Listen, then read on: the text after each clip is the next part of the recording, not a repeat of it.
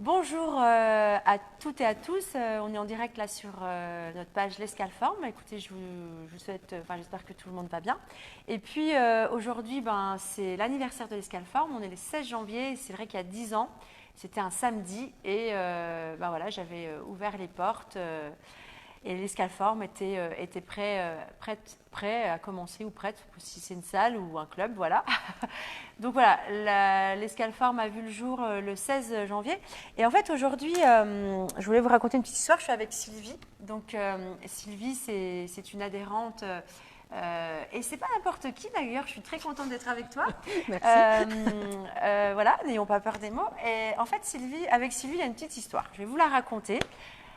Je vais essayer d'être assez brève. En fait, si vous voulez, avec Sylvie, on s'est rencontrés dans le fitness. Donc, j'étais coach et je suis arrivée donc, dans une salle. Et Sylvie était déjà adhérente, depuis un certain temps d'ailleurs. Oui, depuis de nombreuses années. Voilà, cette salle a fermé.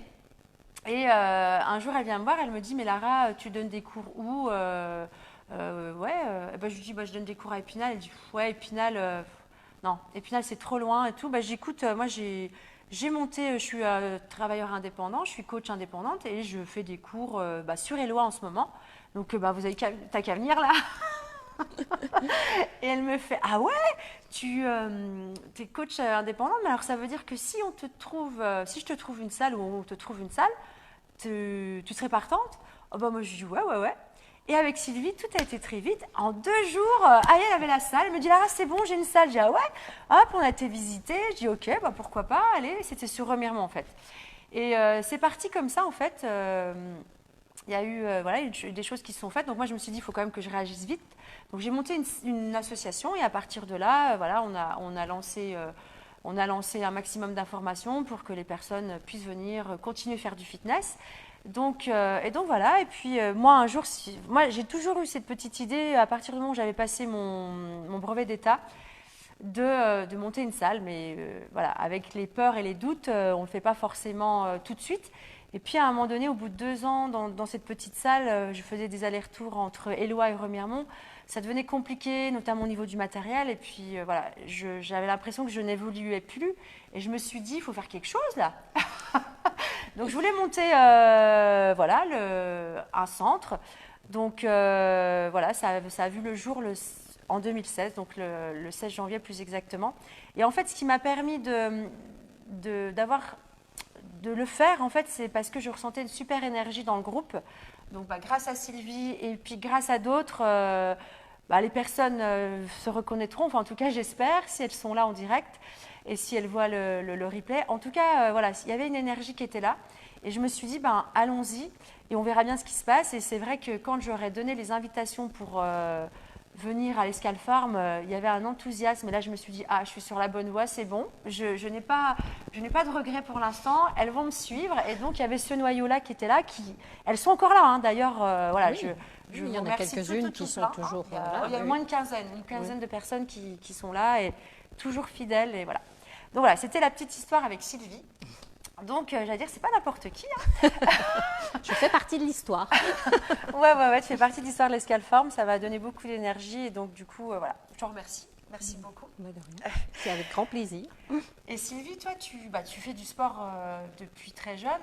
Quand on en parlait et tout, tu fais même. J'ai commencé par la danse classique, en fait, Ouais, au départ, à l'âge de 6 ans. D'accord. Et j'en ai fait jusqu'à 18 ans. Et puis petit à petit, je suis revenue. J'étais à Nancy, donc je suis venue ici. J'ai eu du mal de trouver des cours de danse. Et un jour, j'ai quand même réussi à en trouver tant bien que mal. Mais bon, ça ne me suffisait plus assez. Et un jour, j'ai su que l'Escalform existait, qu'on pouvait faire d'autres choses. Voilà. Et avant l'Escalform, oui. Et donc, cette salle étant existante, j'ai fait le saut, je suis venue, et puis j'ai découvert d'autres styles de sport, que je ne connaissais pas, mais qui étaient quand même un petit peu en lien avec la danse, puisque, le step, etc., il faut la coordination, il faut la souplesse, voilà.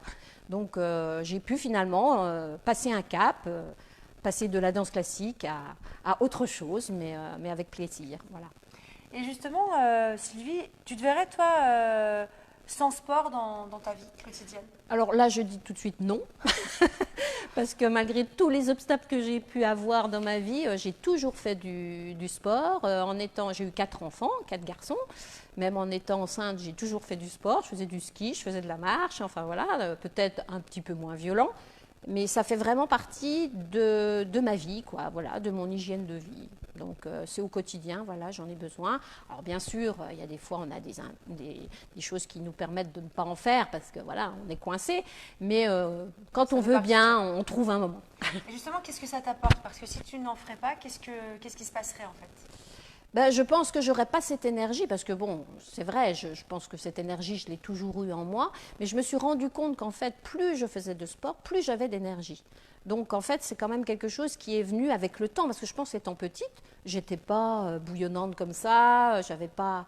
Mais je pense que c'est à force de faire, le fait de profiter de la nature, aussi de me rendre compte qu'en faisant du sport, je pouvais après profiter de la nature et puis découvrir d'autres choses et donc du coup d'être passionné. Et quand on est passionné, on y va, on réfléchit pas, on fonce. Et en fait, je pense que c'est le sport qui est à l'origine de tout ça, quoi. Hein, ça m'a donné une raison de vivre, voilà. Ouais, d'accord. Des objectifs. Puis c'est vrai qu'après, on rencontre des personnes qui sont sympas, on se fait des amis. Du coup, on se donne des petites rencontres et on fait des choses ensemble. Ça crée des liens. Et puis voilà, petit à petit. Des liens, voilà. Donc même avec les filles de la salle, là, avec un certain nombre, même encore cette année, enfin l'année dernière, parce qu'on est en 2020, on a créé des possibilités de, voilà, quand qu'on a du temps de libre, on va marcher ensemble, voilà, on fait des petites choses encore en plus, quoi. D'accord. Voilà. Okay. Ouais, donc il y a eu un, oui, il y a eu un déclic. En même temps, il y a un côté un peu social en disant on peut rencontrer. Enfin, en fait, ma question suivante, pour être plus claire, c'est toi, tu as intégré un club de fitness, mais pourquoi? Parce que donc tu es sportif, tu as fait de la danse, du ski, hein, c'est ça? Oui. Tu en fais toujours peut-être? Oui, oui. Du ski. Je fais En ce toujours. moment, c'est un peu compliqué. Oui, voilà, il faudra attendre la neige. Ouais, pourquoi tu t'es orientée vers le fitness? Je pense que je me suis orientée vers le fitness. Ça s'est fait petit à petit. Je sortais d'un groupe collectif de danse. J'ai quand même toujours eu ça. Je veux dire, depuis tout petite, j'avais des lieux de rassemblement associatifs, puisque même la danse était associative à Mondœuvre. Donc c'était, voilà, on se retrouvait entre copines quand on est gamine, et puis on vit des choses ensemble, quoi. Donc c'est vivre ensemble le sport, mais c'était vivre ensemble, c'est pas tout seul dans son coin. Voilà. Donc j'ai eu cet aspect-là, et je n'ai fait que de le développer. D'accord. Voilà. Et ça continue à me nourrir. Tu l'as retrouvé à ce moment-là. Voilà. Oui. Et justement, qu'est-ce que ça t'a apporté, ces activités-là? Parce que bon, il y a quand même une palette d'activités. Qu'est-ce que ça t'a apporté, toi, dans la vie de tous les jours, ou même dans ta vie de sportive en tant que skieuse ou vélo, parce que tu fais pas mal de vélo aussi. Oui. Qu'est-ce que ça t'apporte Je pense que c'est indispensable. Voilà, il n'y a pas d'autre mot. Pour moi, c'est indispensable dans le maintien du corps, parce qu'effectivement, je vieillis comme tout le monde. Et quand on vieillit, on se rend compte que les muscles vieillissent aussi et que si on ne les entretient pas, qu'on ne les fait pas travailler, qu'on ne les nourrit pas, parce que la nourriture, c'est important aussi, donc qu'on ne se nourrit pas bien, du coup, on perd de la force. Et tout d'un coup, on se sent diminué quand même. Alors, il ne faut pas refuser de vieillir, hein, ce n'est pas ça le problème, mais je pense que plus on tient longtemps, en bonne santé, c'est quand même plus important, quoi. Voilà.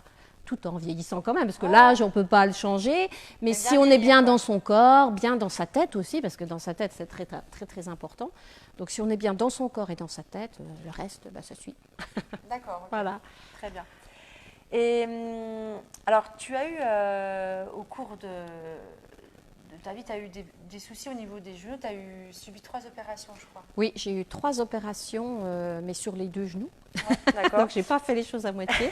Bon, à l'époque, je faisais donc beaucoup de danse classique. J'ai commencé par danse classique, donc peut-être que j'ai aussi, à l'époque, les profs qu'on avait n'étaient peut-être pas non plus au courant de tout ce qui se faisait. Et peut-être on a peut-être fait des erreurs aussi, en tirant trop, très jeune, enfin, etc. Je ne sais pas. Ou alors, je pense qu'il y avait peut-être une fragilité aussi, tout simplement, de famille. Mais je n'ai jamais eu de problème d'ossification, mais j'ai eu des problèmes de tendons, voilà, tout ce qui était ligamentaire. Ouais, okay. Et donc, j'ai eu des gros pépin en ski de rando. Je me suis, pété les ligaments croisés, le ménisque, enfin, etc. Et donc, quand vous avez des gros accidents comme ça, surtout plusieurs années de suite, parce que j'ai parfois détruit ce que le chirurgien avait fait l'année d'avant, donc on fait tous des bêtises dans sa vie. On peut écouter à ce moment-là.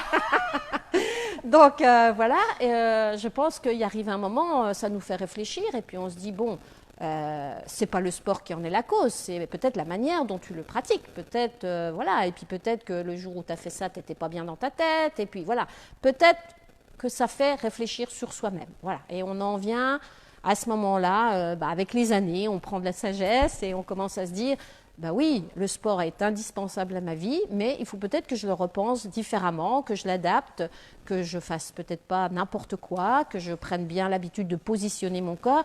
Et c'est là que je dirais que les cours de l'escalforme m'ont bien aidé. Et puis, il y a une part de l'escalforme que je n'ai jamais eue dans d'autres sports, que ça m'a fait découvrir, c'est justement cette partie relaxation aussi, cette partie où on se pose et où on essaye d'écouter son corps. Voilà. Ça, c'était un aspect que je n'avais jamais eu auparavant. Parce que, justement, je fonçais. Oui. Donc, ça t'a permis de te poser un peu et te dire... oula, voilà. Et savoir écouter son corps. Et quand on a mal à quelque part, en tenir compte, revoir ses positions, revoir sa musculation. Parce que souvent, on a mal aussi. Pourquoi? Parce qu'on ne se muscle pas assez. Et moi, le fait d'avoir refait de la gym du dos et tout ça, de se remuscler, parce que étant petite, quand je faisais de la danse classique, j'étais très musclée. Mais il y a eu une période de ma vie où quand j'ai arrêté la danse classique subitement, après j'ai fait des choses plutôt en force et du coup, je n'avais plus cet aspect musculaire costaud.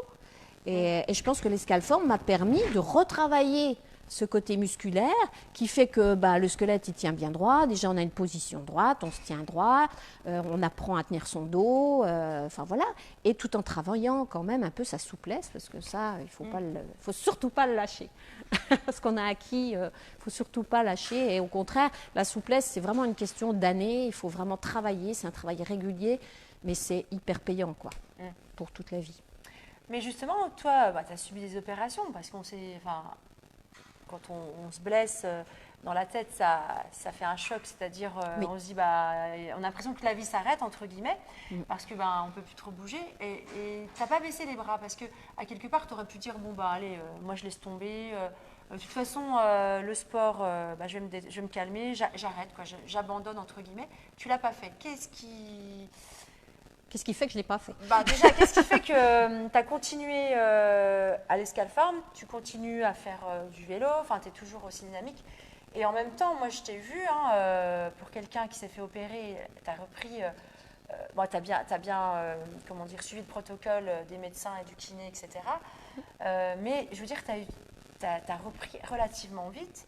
Et tu étais là dans la salle avec tes béquilles quand même. Ah oui. Oui, parce qu'au début, c'était plus prudent d'être avec les béquilles. Sur mon canapé et je vais juste faire mon kiné. Tu vois ce que je veux dire? Oui, tout à fait. Qu'est-ce qui a fait que... parce que j'ai pris conscience. Je pense que quand on fait du sport aussi, on apprend à prendre conscience que son corps, il est important et qu'une fois qu'il a été cassé ou abîmé, il faut non seulement le réparer, effectivement, si la chirurgie est là, heureusement pour nous, ça nous donne possibilité de réparer, mais c'est pas tout. La chirurgie, elle ne fait pas tout, et bien au contraire.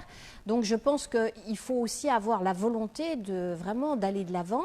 Et oui, on a mal, je veux dire, c'est comme tout le monde, ça fait souffrir, mais il faut se surpasser. Et si on veut se surpasser, si on veut vaincre cette souffrance, on a besoin des autres. Tout seul, on n'a rien. Je pense que dans la vie, il faut le savoir, tout seul, on n'a rien.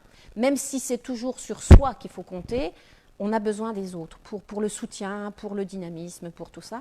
Et donc, le fait de rencontrer les autres qui font quelque chose, ça nous pousse.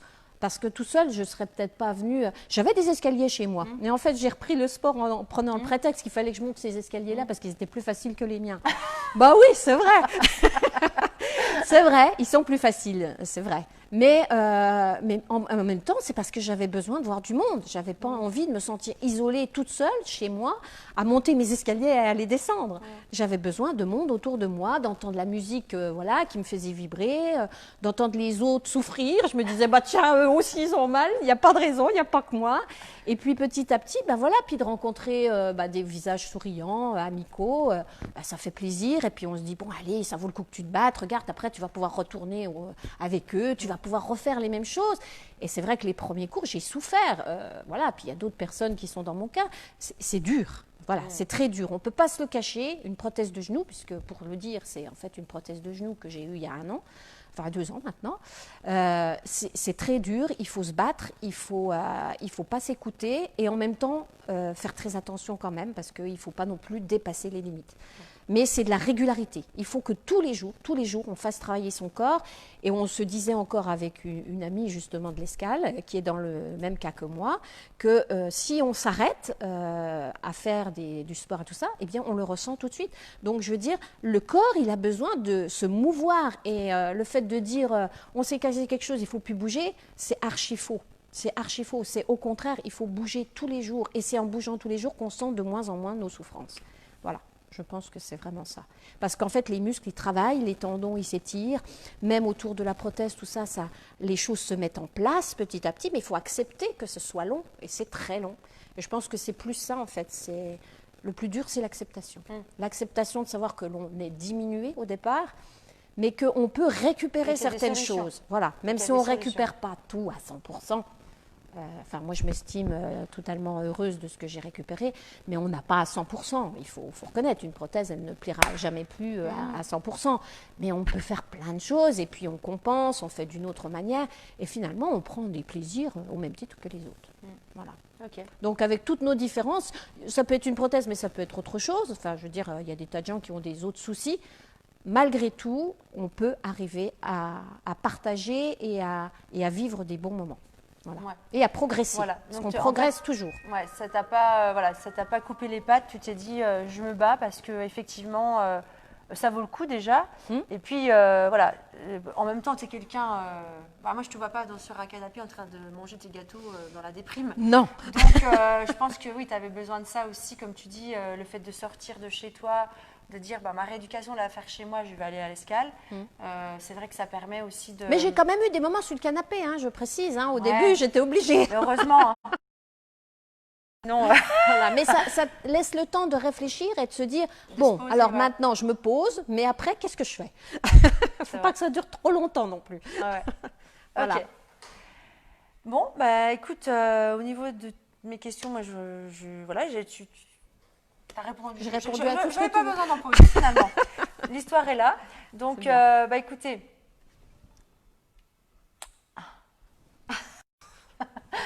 On m'appelle en même temps. C'était pour souhaiter l'anniversaire sûrement. Bah oui, c'est les 10 ans. Hein. Alors voilà. En tout cas, merci Sylvie pour ce témoignage. Et voilà, bah écoutez, si vous avez aimé ce témoignage, n'hésitez pas à liker, à peut-être mettre vos commentaires. Et puis, sachez qu'on organise des portes ouvertes. Donc, à partir de lundi. Donc du lundi 20 au jeudi 23, c'est les portes ouvertes pour justement fêter les 10 ans. Sachez que pendant ces portes ouvertes, vous avez l'opportunité de pouvoir essayer gratuitement nos séances de façon illimitée. Mais en plus, ce qui est génial, c'est que vous avez les coachs qui sont là pour répondre à vos questions. Effectivement, si vous rencontrez des difficultés, vous avez envie de vous reprendre en main, mais vous ne savez pas comment vous y prendre, quelle démarche prendre, voilà, c'est l'occasion de nous poser des questions parce qu'en plus, nous, on est là vraiment pour tenir compte de vos besoins. Chaque personne est différente, on a notre propre personnalité, on a peut-être même des peurs parce que des fois, les peurs, on doute de soi, on n'a plus confiance en soi et puis du coup, on n'ose pas faire les choses. Et je pense que nous, on est là un petit peu pour vous rassurer, pour répondre à vos questions, peut-être même à vos peurs. Il ne faut pas hésiter, il faut oser venir. Voilà, on n'est pas, ça va, on n'est pas trop méchant jusque-là. Bon, on essaye en tout cas d'être agréable.